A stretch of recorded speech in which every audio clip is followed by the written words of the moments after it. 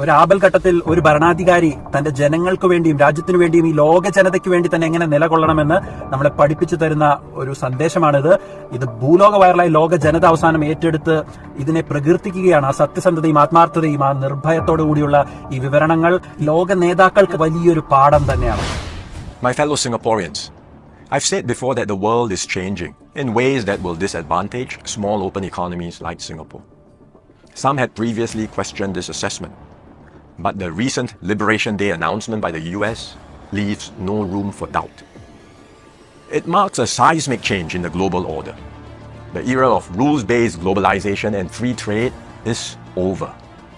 We are entering a new phase, one that is more arbitrary, protectionist, and dangerous. For decades, the US was the bedrock for the free market economies of the world.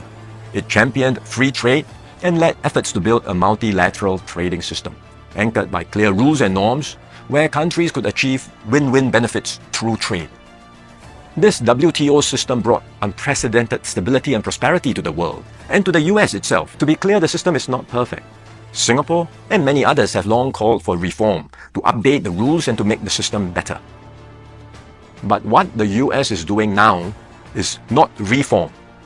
It is abandoning the entire system it had created. Its new approach of reciprocal tariffs, country by country, is a complete rejection of the WTO framework. The US has placed Singapore in the lowest base tier with a tariff of 10%. So the direct impact on us may be limited for now, but there are wider and more profound consequences.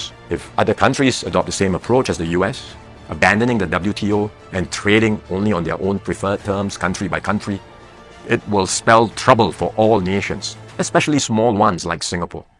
We risk being squeezed out, marginalized, and left behind. We can also expect a strong global response to America's tariffs. Singapore has decided not to impose retaliatory tariffs, but other countries may not exercise the same restraint. The likelihood of a full-blown global trade war is growing. The impact of the higher tariffs plus the uncertainty of what other countries may do next will weigh heavily on the global economy. International trade and investments will suffer, and global growth will slow. Singapore will take a bigger hit than others because of our heavy reliance on trade.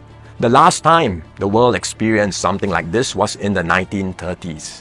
Trade wars escalated into armed conflict and eventually the Second World War. No one can say how the current situation will unfold in the coming months or years. But we must be clear-eyed about the dangers that are building up in the world. Global institutions are getting weaker. International norms are eroding.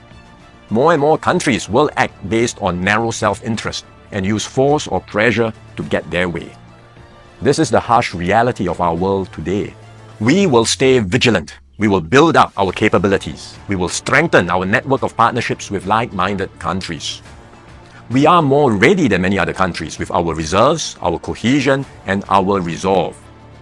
But we must brace ourselves for more shocks to come. The global calm and stability we once knew will not return anytime soon.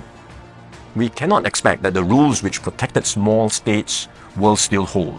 I'm sharing this with you so that we can all be mentally prepared, so that we will not be caught off guard. Let us not be lulled into complacency. The risks are real and the stakes are high.